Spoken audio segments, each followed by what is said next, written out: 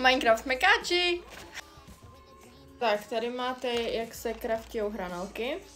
Chutnají opravdu Minecraftovsky. Úplně cítím, jak jsou hranatý. Pak tady máme tu jejich special nether omáčku. A tady máme hračku. Můžeme mít 6 postaviček. My budeme mít tu nejhnusnější, jakoby já se vsadím o všechno, co chcete. Tady je kartička a kódík na skin. A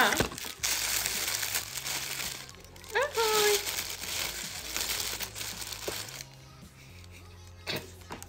She's so me. To je nejhorší. Ale jo, je dobrá. Děláme si taste test tady této omáčky.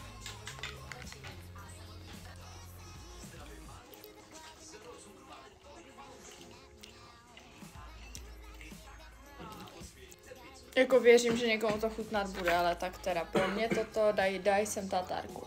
Stálo to za...